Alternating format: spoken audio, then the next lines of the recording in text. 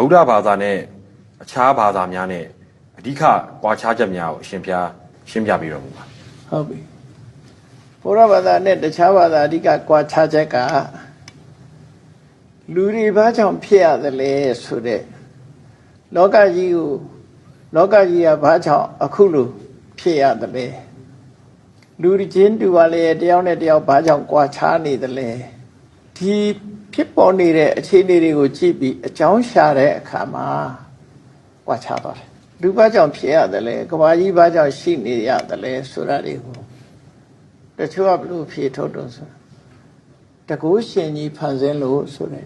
အကြောင်းကိုသူရှာတယ်မှန်ပါဗျာတကုရှင်ကဖန်ဆင်းတယ်ဆိုအဲ့ဒါကိုရှင်းတော့တဲ့ဣတ္တရနေမာနဝါဒလို့ခေါ်တယ်မှန်ပါဗျာဣတ္တရဆိုတာကဘာကြီးကိုစိုးမိုးအုပ်ချုပ်နိုင်တဲ့တကုရှင်ကြီးကနေမာနသူ့စိတ်တိုင်းညဖန်ဆင်းလိုက်တယ်မှန်ပါဗျာဖန်ဆင်းလိုက်လို့လူတွေနဲ့တက်ရှိတက်မဲ့အရာတွေကပေါ်ထွန်းလာတယ်လို့သူတို့ယူဆတယ်မှန်ပါဗျာအဲ့ဒါအကြောင်းရှာတာပဲဖြစ်တယ်မှန်ပါဗျာနောက်တစ်ခုကဒါတွေက accident တဲ့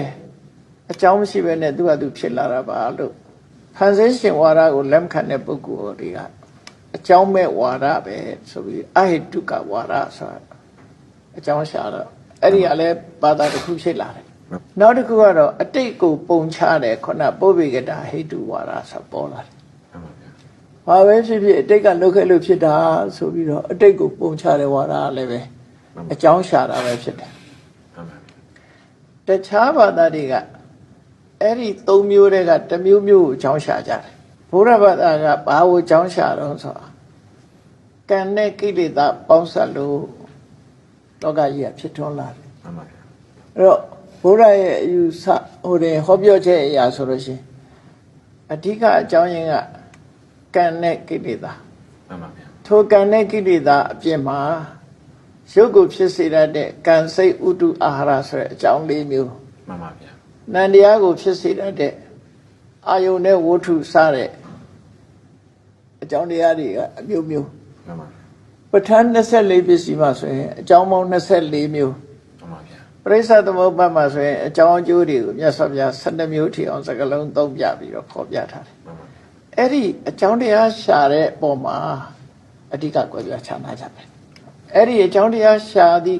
တဲ့နေရာမှာဘယ်ဟာကြောင့်ဘာကြောင့်ဖြစ်တယ်လို့ဆိုတဲ့နေရာဒီအကြောင်းရှာတဲ့နေရာအဓိကကွာခြားပြီးတော့ကွာခြားပုံကတော့ဘုရားကဣတရနေမာနသာဝရဘုရားတကုရှင်ဖန်ဆင်းလို့ဖြစ်တယ်ဆိုတဲ့အချက်ကိုလည်းလက်မခံဘူးပြောစရာတွေဝေဖန်စရာတွေအများကြီးရှိတယ်အကြောင်းမဲ့ဖြစ်တယ်ဆိုတာလည်းလက်မခံဘူးအကြောင်းရှိတယ်အတိတ်အကြောင်းတစ်ခုတည်းကိုပဲပုံချတဲ့ဝါဒမျိုးလည်းလက်မခံဘူးတကယ်ကတော့အကြောင်းဆိုတာမျိုးမျိုးရှိတယ်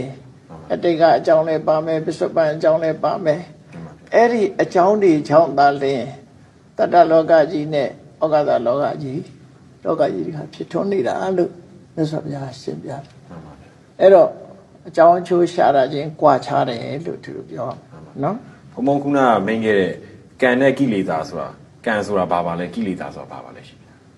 ကံဆိုတာလူတွေရဲ့ intention နဲ့ပြောလိုက်တဲ့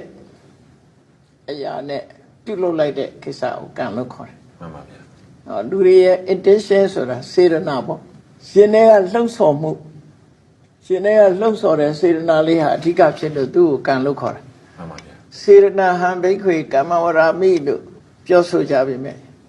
နိဗ္ဗေဒိကသုတ်တစ်ခုမှာပဲအဲ့ဒါတွေ့ရတယ်ကံဆိုတာဟာဒီစိတ်မှာဖြစ်ပေါ်နေတဲ့ရည်ရွယ်ချက်တွေလှုံ့ဆော်ချက်တွေအလုံးကိုကံလို့ဆိုနိုင်တယ်ပေါ့နော်ကမ္မပစ္စည်းမှာကြည့်လိုက်လို့ရှိရင်စေတနာကိုကံလို့ခေါ်ခဲ့တယ်ပဋ္ဌာန်း24ပစ္စည်းမှာဘုရားကမ္မပစ္စည်းဆိုတာစေတနာကိုအဓိကထားပြီးဟောတာအဲ့တော့စေတနာလဲကံပဲသူများပစ္စည်းကိုမတရားလို့ခြင်းနဲ့လောဘကိုယ့်ဟာဖြစ်ခြင်းနဲ့အဘိဓ္ဌာဆိုတဲ့လောဘလူတယောက်ကိုပျက်စီးသွားစေခြင်းနဲ့ဗျာပါဒဆိုတဲ့အမုန်းဒေါသ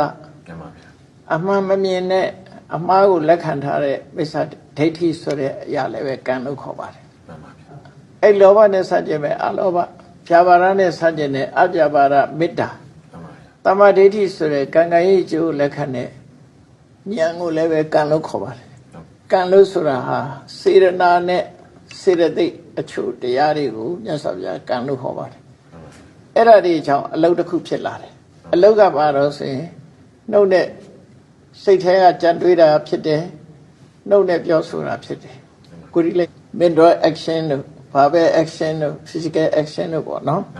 အဲ့ဒီလှုပ်ဆောင်မှုတွေကိုဖြစ်ပေါ်စေလို့အဲ့ဒါကိုကံလို့ခေါ်တယ်အကြောင်းတရားကိုခေါ်လိုက်တာကိလေသာဆိုတာကြတော့ချစ်ချင်းမုန်းခြင်းနဲ့ရှင်တွဲလာတဲ့ဖြစ်ပေါ်လာတဲ့ရှင်ထဲမှာပူလောင်စေတတ်တဲ့အရာနဲ့စိတ်ကိုညှဉ်းနှွမ်းသွားစေတတ်တဲ့တဘာဝတရားတွေကိုအကုသိုလ်တရားတွေကိုကိလေသာလို့ခေါ်တယ်မှန်ပါဗျာနော်မှန်ပါဗျာပြောမယ်ဆိုရင်လောဘတို့ဒေါသတို့မောဟတို့မာနတို့ဒါတွေကိုကိလေသာလို့ခေါ်တာနော်